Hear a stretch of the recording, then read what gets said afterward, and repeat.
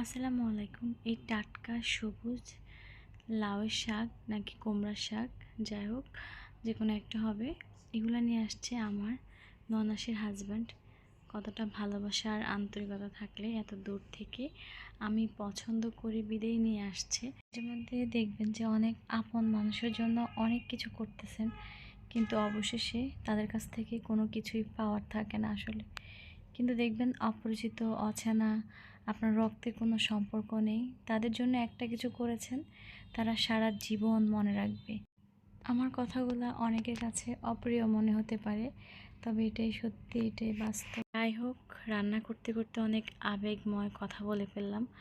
তো রান্নাগুলো প্রায় শেষের দিকে। আজকে শাকটা আমি একটু ভাতের মাড় ইউজ করতেছি। আপনারা হয়তো অবাক হতে পারেন যে এটা কি আবার রান্না করতে ইউজ করে নাকি, তবে ভীষণ মজা হয়, মাঝে মধ্যে আপনারা ইউজ করে দেখবেন।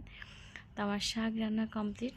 আজকে ভোররাতে আম্মু ডিম ভুনা আর ডাল রান্না করেছে, তো এটা দিয়ে আজকের ভোররাতে আমরা সবাই খাবো। আলহামদুলিল্লাহ, ভীষণ মজা ছিল। আজকে ভিডিও পর্যন্ত।